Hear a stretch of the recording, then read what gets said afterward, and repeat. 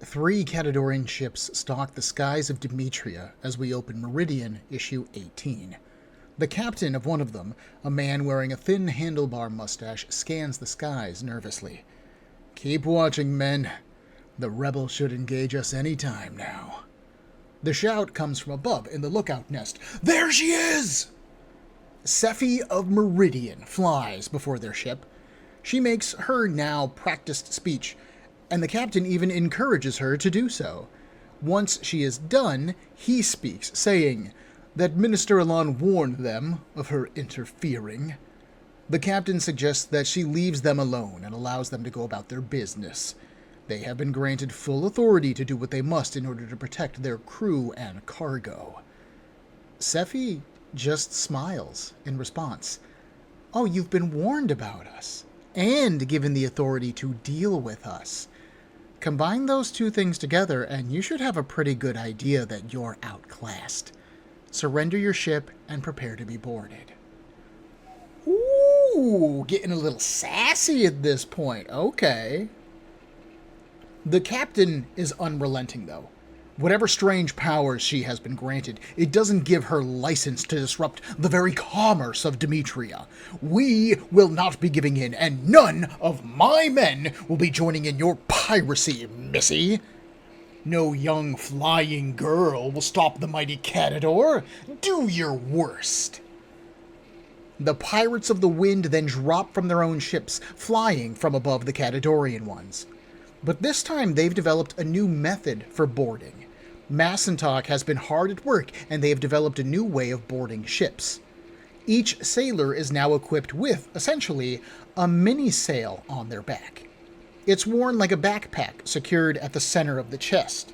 2 V-shaped wings stick out from the left and right sides of the wooden centerpiece that holds the sails together. A small loop on the back allows the sailor to tether to his native ship. Today, Sephie wasn't the only one flying. This also allows the sun ships to stay out of skyfire range. However, these winged sailors cannot actually fly. Once they're down on the enemy ship, that's where they are until they can be picked up again.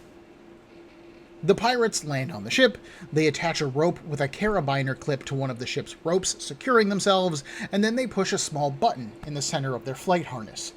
The straps holding it to them unlatch, freeing the pirate up for combat on the ship. We watch all of this happen in the comic, of course. The battle tactics are all Darren Beck, Sephie's narration tells us. And Sephie's forces are honestly far more used to a harder style of life than the Catadorian forces. They've just kind of gotten lazy over the years, thanks to their, honestly, overwhelming controlling influence. Sephie's army, in comparison, was made of loggers, miners, farmers, people who were used to hard labor and pain. Heck, many of these people see brawling as a form of recreation. For Sephie, combat and tactics was still something fairly new. For this fight in particular, she has been told intentionally to hold back. Let the other pirates do the fighting. It's good for the men's morale, Sephie had said. And Sephie gets that, especially in the case of one man in particular. She floats over to Jad. "You're doing great," she says. Think so? Sephie, when this is over, can we find a spot to talk? Just like the two of us? Jad asks, offering her his hand. And Sephie smiles. "I'd like that." She takes his hand. "I'd like that very much." A body is suddenly thrown between the pair, interrupting this tender moment. It is of Ennis, one of the men from Anaheim. The beautiful moment now gone, Sephie and Jad turn their attention back to the taking of the ship. We see the Catadorian flag finally torn down, and the sun sigil raised in its place. A short time after the battle, as Sephie and her crew move on with their new ships, a smaller boat pulls alongside them. "Oh, hey! Have I reached the rebellion?" the woman on it shouts. "I need to speak to your leader. Can you direct me to the Minister of Meridian?" Sephie then zips around, spooking the woman. "You're looking for me?" The woman gathers her nerves, recovering quickly. "Yes, I've just come from Torbel. We're out of ore. Ilahn is holding to his embargo and we're falling. Can you help us?" Sephie is stunned by this news. He's doing it, she whispers to herself. He's really going to let an island fall. Maybe I can help. Sephie tells Krenner that she's going to go on ahead. Maybe her powers can renew the ore that Torbel already has. Tell everyone! Then she turns and starts to fly away. Krenner turns to Kotzen, asking if they should follow. We've got the Catadorians under control, Kotzen says. Sephie is an amazing girl, but even miracles have their limits.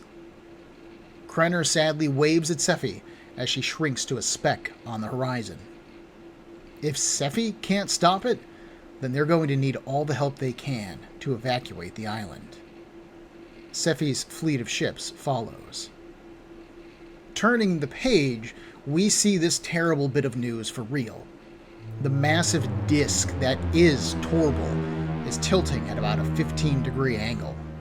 21 ships fly around it, many of them appearing to be flying in to help evacuate, hopefully. On the far right side of the island, we can see a smaller island that is tethered to Torbel, struggling to stay afloat. Its own buoyancy is fine, actually, but islands weren't made to be separated once tethered together. Torbel is unfortunately pulling this smaller island down with it. A large moon hangs in the sky.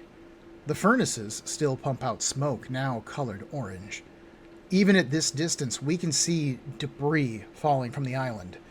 Structures, or maybe homes, maybe people falling into the icy black ocean below. My name is Ben, and this is Comic Book Breakdown, episode 32.18 of Meridian. Torbel Falls.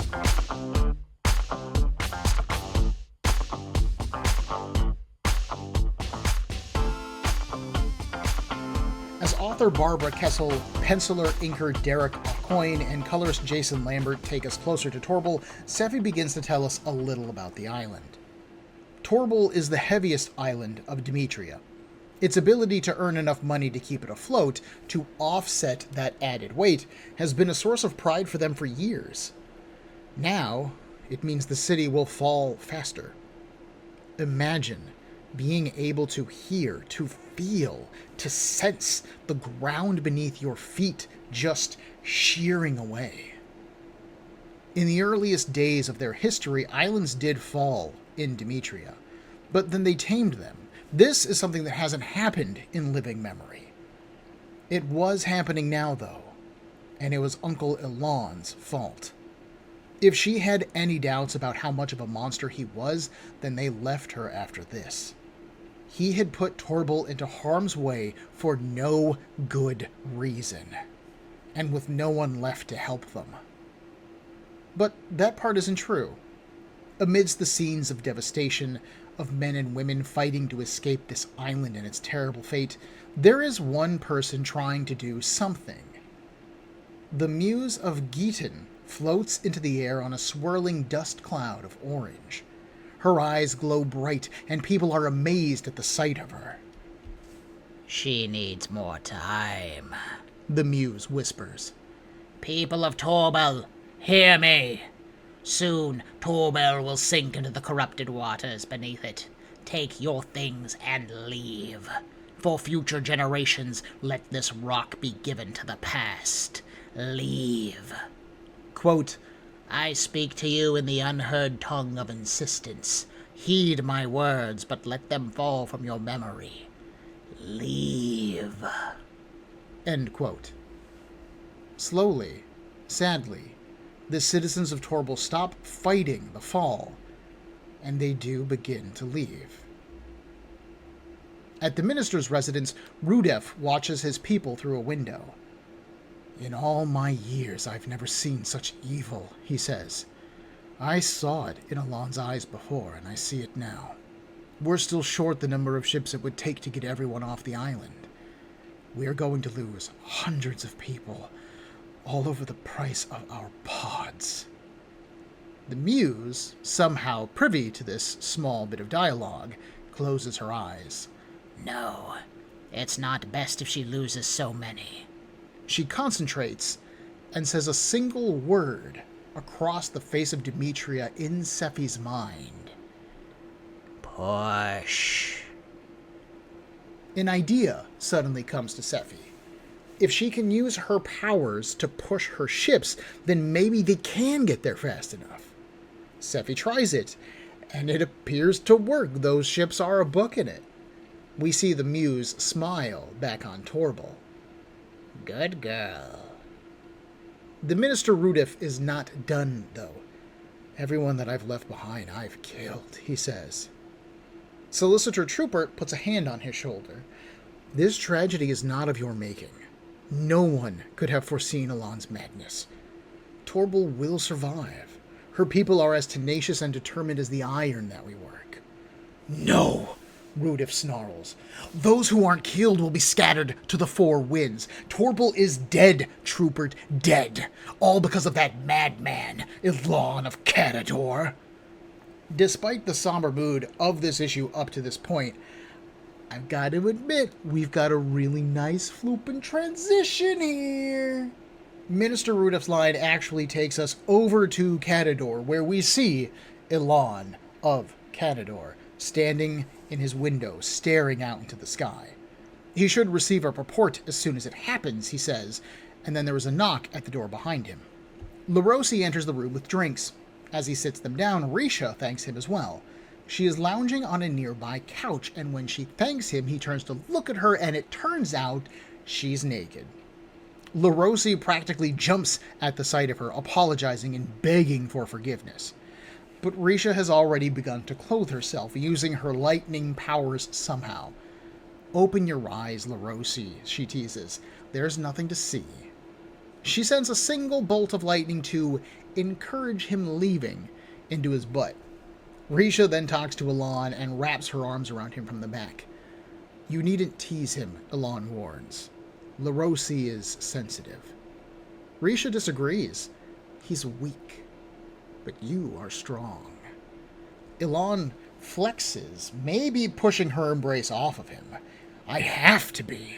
I must be strong enough to control Meridian and then rule Demetria. Once Torbel falls, the other islands will reconsidering aiding my niece or defying my will. Sephie and her armada of ships finally arrive at Torbel when Meridian issue 20 opens. Sephie's narration catches us up on what has been going on, reminding us of how Ilahn's greed caused Torbel's tragic fate. Blinded by her own form of arrogance, though, buoyed by her recent piratical wins, Sephie was counting on the one thing that Ilahn hadn't planned for. That was herself. She flies into one of the ore pods of Torbel and renews the ore inside of it. Sephie figured that this is how she would save the island. It's simple, it makes sense. Sephie's sigil let her fix things, so she could fix this, right? Unfortunately, that plan was too simple. A massive shudder runs through the island. The landmass of Torbel was breaking apart faster than Sephie could possibly renew ore. A nearby ore pod filled with dead ore actually tears free of the island, plummeting into the waters below. Sephie had to abandon her only plan, and she knew that her father would scold her. Quote, a wise minister has a second route in mind if nature fouls the first, end quote. And so Sephie sought out her crew for counsel. They had scattered out across the island, doing what they could to help, helping whoever they were able to, getting people to ships which would take them away from their dying home. A pain that Sephie knows all too well. As she flies across the surface, we see fires everywhere. Black smoke chokes the air. There are people everywhere. They're scared. They're panicked. They're unsure of what to do. Would this have happened if Sephie's rebellion hadn't been harrying Ilahn's ships? She can't help but wonder. Were they to blame for this? Was Torbel paying for Sephie's actions? Sephie finds two of the men who joined her from the caverns, Sareg and Dren, hauling bodies from the rubble. They joined her to spread the word of dissent and seed hope across Demetria, and here they are, carrying the dead. Sephie! Sareg shouts. Can you see? Where do we put the dead? Tears staining her soot-covered cheeks, Sephie says to leave them. The damage is too much. Torbel is going to fall. The dead will be buried at sea. Save the living. Then Sephie gets back to work. We now see small vignettes of her crew at work. Darren Beck saves a young person from falling, her daredevil antics allowing her to accomplish the seemingly impossible. Jad's big heart kept him fighting to save lives. Kotzen took every loss to his big heart. Sephie kept working all the while as well. Her memories of this day are of pushing, pulling, handing off people to ships, and then going back for more. A series of thoughts just kept repeating in her mind. There's too many. This isn't enough. I've got to do more. There's too many. This isn't enough. I've got to do more. There's too many. This isn't enough. I've got to do more. Darren finally just grabs her by the shoulders. Can you lift the whole island? No. So stop moaning about it, Sephie, and do what everyone else is, and that is all that you can do. An ear-shattering crack interrupts them. The camera pulls back. Torbel has cracked fully in half. Ships carrying refugees had been filled, emptied, and then filled again, and it still wasn't enough. Hundreds of people were going to die if Sephie didn't do something. And then it was just too late. Sephie narrates, quote, "The soul-chilling sound, harbinger of death, was echoed by everyone, a cry that burned into my heart." End quote. If Sephie couldn't lift the whole island, then she would lift something else. She would put her faith into the shipbuilding techniques and the expertise of her home island of Meridian. When it came time to finally cut off access to the ships because they would have had no more buoyancy, Sephie ordered her crew not to cut off people. Meridian built those ships, and they will fly. Moving below her armada, Sephie then used her sigil to push them back up, allowing the overloaded ships to stay aloft. Sephie's literally carrying the weight of the survivals of Torbel on her back. Darren and Kotzen haul ropes loaded with people on board. Jad watches in horror as even more of the ground falls away, and dozens, maybe hundreds of people fall with it. It was over in seconds, Sephie says. It lasted forever. Torbel sunk into the ocean. Sephie didn't see this happen. As she tapped into more of her sigil's power, Sephie discovered a new way of seeing the world. She could sense, she could see the light inside of people. While she couldn't see the bodies in the dark waters, she could see their lights rising up and going to join the stars. And instead of wallowing in this, Sephie focused on her work. While the ships could hold the people that they did have in them, they still needed to be pushed along to the nearest island. That was Mossentalk, and that was still hours away. By the time they finally reached the Steppe Island, Sephie's thoughts were just a jumbled mess of pain, horror, regret, shame. This wasn't Ilahn's fault. It was her fault. Torbel didn't have to fall. She finally lets the energy supporting the ships go, and Jad reports back that they can go back for more. But it's finally too much for Sephie. Many people still needed her, but Sephie had nothing else to give. She drops from the sky. Thankfully, she lands on solid ground, golden energy streaming from her sigil like steam. Jad rushes over to her, cradling her in his arms. That awareness that Sephie just spoke about of the light inside of all of us, she could feel it inside of herself. It was fading. But it wasn't time for her to join the stars just yet. In her exhausted delirium, Sephie could feel herself touched by someone. A man? A woman? They brought to her mind the woodsman Geeton or the mysterious muse. They were somehow both of them, maybe neither. As this being reached out to her, Sephie could see a plan in mind for her, but already it began to fade like a dream from her mind. The only thing that Sephie knows for sure is that touch brought her back to clarity. It made her whole again. In Catador, Bosco reported the news of Torbel to Ilahn. We see his hands gripping the railing of the balcony that he stands on. Bosco reports that approximately half of Torbel's population has been saved thanks to the Minister of Meridian. After extending herself so completely, Sephie will be tired, Ilahn reasons. She'll tend to the survivors, draining herself even further. Her followers will be fatigued as well. He orders Bosco to ready the armada. Now is the time to strike. Which all makes perfect, cold, calculated sense. But when we cut back to Mossentalk at the very end of this issue, that is not what we see happening. That orange being that seems to have saved Sephie appears to have healed her, too. She stands atop a large rock, a flag with her sun sigil on it in her hands.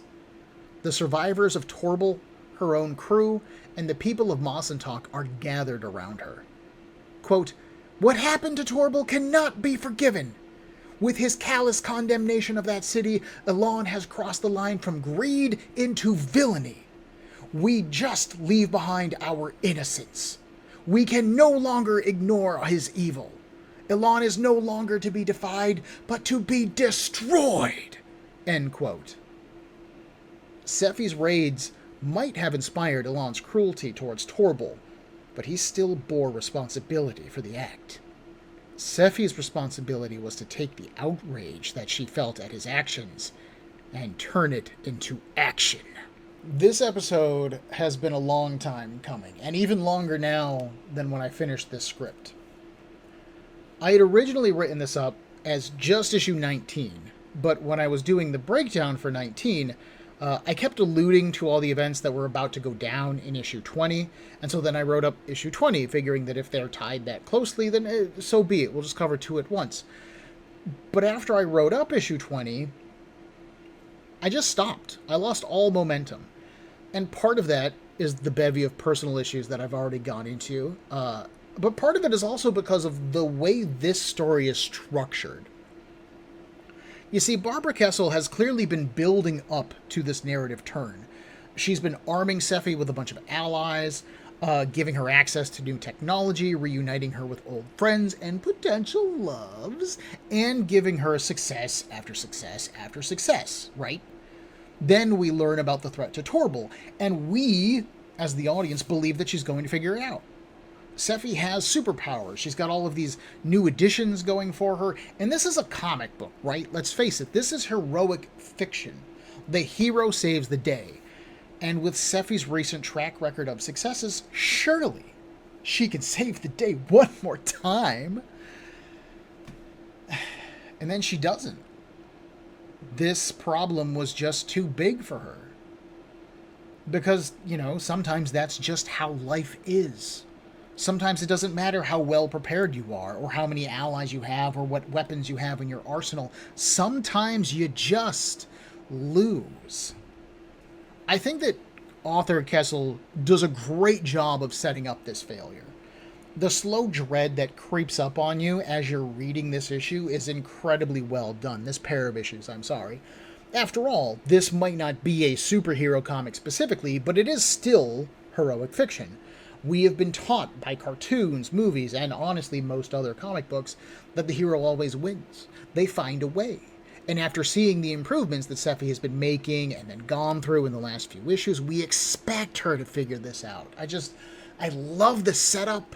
I love how heartbreaking it is to watch her and her friends try so hard to save as many people as they can. And they do save a lot of people.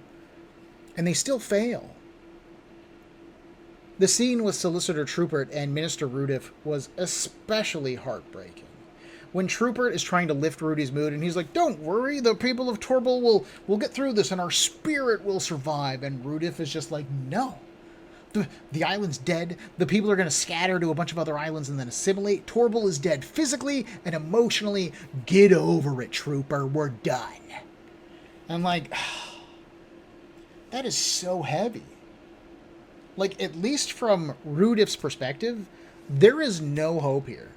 There is no silver lining.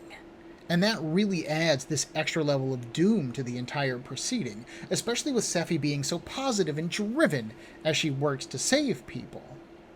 And I would even say there's something about the fact that, like, we're told that Sephie saves approximately half the population of Torbel.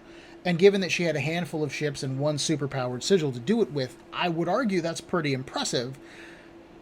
But you know the old line, the death of one person is a tragedy, the death of a million's a statistic? It's kind of the same thing here. We don't get a close-up examination of any of the victims of Torbel. We don't get to see what anyone's life was like before Torbel falls, short of, right here, Rudif and Trupert. And so, even though Sephie and her crew save 50% of the population, approximately, we aren't given that emotional win. We don't get to see, that person from Torbel made it. Huzzah, that's great. No, we just get Sephie's perspective, and that's that she didn't save enough. That's that she could have done more. And it makes this, what victory there is here, it makes it feel very not real. And that's a really clever bit of storytelling on the part of Barbara Kesel. But the weird thing about this is the overall structure of this story arc. One of CrossGen's main focuses as a publisher was on breaking into the book market and tapping into the manga audience that was really beginning to crop up in the late 90s, early 2000s in the American comic book market. Founder Mark Alessi knew that manga was making mad money, especially when compared to the American comics market at the time, and collecting their comics in trade paperbacks just made long-term sense for CrossGen as well. So all of their ongoing series were structured in 7-issue arcs. Now, a 7-issue arc generally sees the first issue set up the storyline. The writer spends the next 5 to 6 issues challenging the lead character in various ways. Issue 6 generally finishes out the immediate problem that character has been facing throughout these issues, and then issue 7 would act as a closeout of the previous problem, your A plot, and set up the next one, your B plot. I would also argue that a really good writer has seeded their B plot throughout the A plot, and then it moves to the foreground into the A plot spot, and then you get a new B plot in your second arc, but that's a whole other level of writing. With Scion, this meant, just to give you a quick set of examples, issue 1 introduced us to main character Ethan, his life, gave him the sigil, and then he wounded Prince Braun. The rest of the opening arc dealt with the fallout of Ethan wounding Braun. He did everything that he could to prevent war from breaking out between their two houses, but Ethan was honestly caught up in circumstances far beyond his control. The first battle of the war then happened, and it cost Ethan the life of his brother, Artur, in issue 6. Issue 7 then saw Ethan and his family mourn Artur's loss, but it also saw him swear to avenge Artur and to kill Braun. Ethan's overall saga continued on into the rest of Scion, but this particular conflict, Ethan trying to stop war between the Raven and the Heron houses, was over, and a new problem had taken the foreground of his mind, the fact that he needed to assassinate Braun and avenge his brother, but I would argue that's kind of a side effect. Meridian has really bucked the 7-issue story arc in comparison. Issue 1 introduced us to Sephie and Ilahn. Honestly, a lot of Ilahn in issue 1. It demonstrated what life was like on Demetria, specifically Meridian. We saw the sigil stuff happen, and then Sephie was taken by Ilahn to Catador. For the most part, the opening arc of Meridian was really about Sephie gaining independence and establishing the fact that Ilahn was pretty much a bad guy. The first 4 to 5 issues were all about Sephie learning that her uncle wasn't a good person, and her choosing to leave his care. But then issues 6 and 7 saw Sephie fall to the surface, get found by Acacia, and she gets shackled. I suppose an argument could be made that the opening 7 issues were about Sephie gaining her independence and then losing it in an ironic twist where once again she trusts the wrong person. But I mean, that means that issues 8 through 14 is then Sephie escaping Acacia, gaining her allies, and embracing her new goal and life as a pirate against Ilahn's control of Demetria. Issues 15 through 21, and admittedly we still have one more issue for me to cover before I can talk about the whole arc, would then be about Sephie's opening gambit against Ilahn and his retaliation.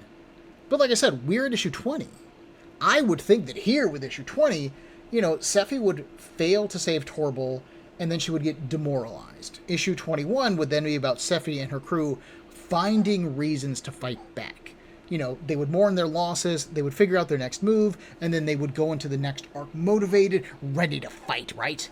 But issue 20 ends with Sephie declaring open war on her uncle. She just blew right past the stage of self-reclamation and grief, and plowed right into more violence. And this isn't necessarily a bad thing. We would get there eventually. After all, I just said it. I am just suggesting that while I would have timed things differently, I would have ended up getting to the same place. It just would have taken me like an issue longer as a writer. So that's kind of a little bit more efficient. And if we look at the previous two arcs, Kesel does leave each of their overall A plots almost halfway into the next B plot. Like, rather than telling us a 7-issue story, Kesel has actually been telling 4-issue story arcs and then leaving us with the final issue to start the next trade paperback with. I think this is a really clever way of keeping the story momentum going forward and ensuring that the audience is going to want to come back for the next arc. There are a lot of times in modern comic books where you'll see advertising where it's like, brand new story arc, great jumping on point, and I go, hey, I was really enjoying what you were doing before, and now you're changing everything going into your new story arc, and your great jumping on point is also a great jumping off point. Bye! And I have quit so many comic books in my collecting career because of that. Where you do something like this, where I'm left hanging in terms of, oh, Sephie just got her independence, she's out on her own, she finds this new city called Acacia, and then she gets imprisoned? I gotta know what's happening next. I gotta buy the next issue. Whereas if you read Scion, and you read those first 7 issues, you could finish issue 7 and have a pretty decent stopping point. Ethan wants to get revenge on Brian. Yeah, I got it. Let's move on. It's really up to you as a reader. What do you want as an audience member? And from an individual moment standpoint, there are a few things in this arc that I just gotta say I really enjoy. First off, I love that Ilahn's threat to let Torbel drop has actually happened. I've mentioned it before, but I just wanted to do it again really quickly. This kind of long-form continuity is great. Ilahn's threat was originally made back in issue 3 or 4, I do not remember, and it's been almost 2 years since then at the time of publication of this comic. But author Barbara Kesel hasn't forgotten it, and in fact, she's made it the main driving plot point of this arc. This is the kind of storytelling that works incredibly well for American comic books because it justifies the need to not only buy every issue, but show up every month. To me, this is how you sell comic books, not with stuff like stunt deaths or crossovers or variant covers. It's just good old-fashioned storytelling, and it's the kind of thing that makes your audience invest in your world and your characters. Secondly, I found the scene with the Muse of Geaton to be honestly probably the most surprising thing in this set of issues. She continues her streak of, well, I'm not helping Ilahn anymore, I'm currently helping Sephie, which, honestly, I'd totally forgotten that was a thing she was doing. I think that this moment in particular is interesting, because before Sephie arrives, the Muse says that she'll lose too many. And to me, I interpret that as being, Sephie needs to lose some amount of people here to harden her against Ilahn and ensure that she'll stand against him, but if she lost too many people, the despair would crush her soul and she wouldn't be able to handle it. I wanted to make sure to bring this up because it demonstrates to us that the Muse isn't helping Sephie because it's the right thing to do. The Muse isn't doing this out of the good of her heart, and she's not doing it because she likes Sephie.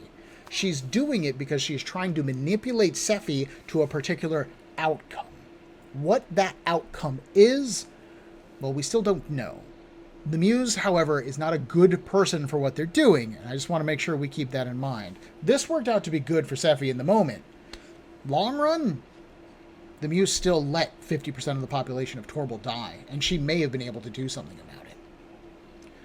We also have the appearance of an orange individual in issue 20 as well, after Sephie passes out, and it seems maybe dies for a minute? Sephie says that she can feel herself slipping away, much like the people dying in the waters below Torbel did, so it sounds to me like she sure was about to die. But she notes that the person felt like both Geeton the Woodsman and the Muse of Geeton. This hints at the true nature of them. And I honestly can't remember if I've covered the secret origin of the Muse on the podcast already. I feel like I have, but maybe I haven't. And between the Scion series and the previous episodes of Meridian and the gap that I just put between episodes, I just cannot recall. Crap. Sorry, everybody. In any case, Sephie notes that whoever this being is, they have a plan for her, which ties back into my earlier point. The Muse is not helping Ilahn or Sephie because they agree with either side of this conflict. They are manipulating them towards a goal, and that goal ties into the broader scheme of the CrossGen universe. Buy our comics, please, they say. Finally, I love that the rest of the cast do get individual moments. Heiko! Finally, I do love the fact that the rest of the cast do get moments to save people. Or fail to save people, as the case may be. Kesel has built up a relatively large cast for Meridian on both sides of this conflict, and yet she isn't letting superpowered Sephie just steal the show. I mean, don't get me wrong, she's clearly the star of the book, but Darren, Jad, and Kotzen appear throughout both issues and do their best to help. They save lives, they fight on, they lose people.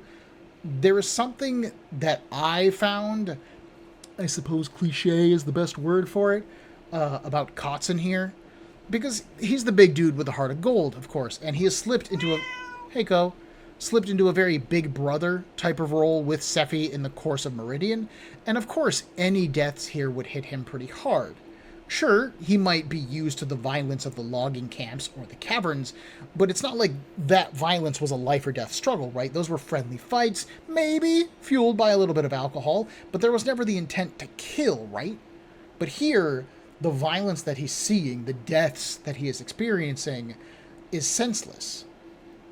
They're unnecessary.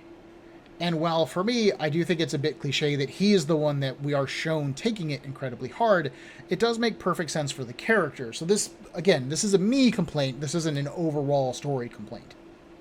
These two issues of Meridian were super hard for me to write about.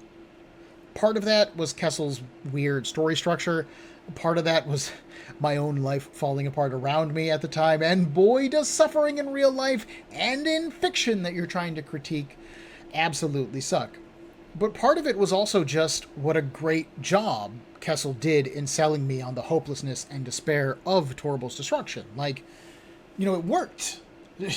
Good job there. The problem there, however, is that Sephie's sudden turn to revolutionary action at the end of the issue does feel too fast for me. Like, I wasn't ready to move on to more active, more violent resistance. Like, I wanted to sit in that loss for a minute, and clearly Kesel just wasn't going to let any of us do that. And while my own emotional needs say not to do that kind of writing, I do think that there is a degree of sense in that. Like, as a product that is being sold, Kesel and CrossGen want the reader to come back next month. It's hard to sell a comic book when what you're promising that comic book is a sad, depressed issue in which the whole cast mourns and is sad. But an issue that's promising justice and violence and righteous anger, well, that drives the story forward. And that brings the audience back next month. Hey, everyone. This is Late Game Editor Ben coming into the podcast, interrupting things real quick, because I just wanted to point out, because I'd forgotten about this from when I was writing the script to when I was editing the video, but issues 18 and 19 of Meridian both are super double page spready. Both of the issues are almost entirely nothing but 2-page spreads, both from artist Derec Aucoin and from artist Steve McNiven. And on the one hand, it's just gorgeous artwork. Like, let's face it, they're both masters at what they do. But I also feel like this is really appropriate given that Barbara Kesel has been ramping the story up to this point, right? The action has been getting more intense, more frequent, where really up through a lot of these issues, we've had maybe one action piece per issue.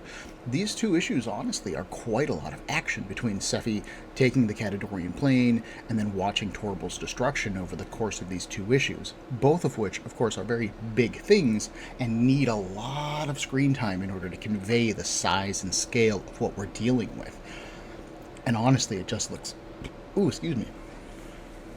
Honestly, it just looks gorgeous. I just wanted to take a moment to really appreciate and point out the fact that if you're watching this in video format on the YouTube channel, I had to butcher these pages to create the video for it. I've tried to put in as many of the 2-page spreads naturally as I could and then do the smaller panels so you can see the details a little bit better. But these issues are absolutely gorgeous. That was actually one of the nice things about there being such a break between me writing the episode and then me recording and editing the episode, was getting to look at these pages again and just be like, God, this is a gorgeous comic book. Oh. And if this is too quiet, I apologize. I'm trying not to wake up my wife, who is asleep over on the couch, and then I got my widow babies watching me right there. So, okay. I'm going to get back to editing. Y'all get back to the episode. Thank you for your time and your patience. I'll see you later. I mentioned in my Missing in Action video that I had planned to cover these 2 issues and then take a break, even back when I was actively producing this episode. But now that it has been months of time, I'm just emotionally distant from Meridian, and I'm definitely ready to cover some other stuff. Especially since the baby was born and my ability to produce on a regular schedule has turned to absolute crap. I do, for the record, intend to return to Meridian.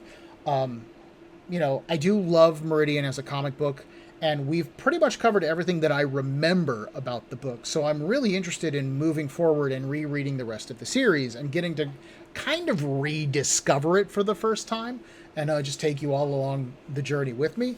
But that's not going to be for a while. So what is next for Breakdown? Like I said in the Missing in Action video, I don't really know. I've got a couple options on the table as far as stuff that is kind of in a partially produced stage of progress, and that we're going to move on to. So like I said, I can't really promise you what the next thing's going to be. There's going to be another thing. I don't know what it is, and I don't know when it's going to get out there. Again, I'm very sorry. Please bear with me. My daughter appreciates the fact that I'm not hyper-focused on this. I believe my wife appreciates the fact as well. So yeah, once again, I just want to say thank y'all for following me on this journey. Thank you for sharing in Meridian with me. Thank you for watching Breakdown and commenting and hopefully sharing. I don't know if you share it or not. It's been really great getting to hang out with my daughter, watching her grow up. At this point of me recording this episode, she is 11 weeks old. And she's got so much personality already. She's just watching me from her little bouncy chair. She's kind of folded into an L. I probably need to sit her up to fix her posture. And so that's the only thing I'm going to promise you. I'm going to keep taking care of my kid, and you will hear from me when you hear from me. Thank you for your time and attention. We'll see you next time. If you enjoyed this episode of Breakdown, please make sure to hit that like button, and if you are not subscribed to the show, then click on that as well. I love getting feedback, and I would really appreciate it if you did so. If you have any questions, concerns, or would like to suggest a comic or a series to me, Breakdown can be found on Facebook, Instagram, and on a variety of podcast platforms, with links in the description for this episode below, as well as the email cbbreakdown@gmail.com. Thank you for your time and attention.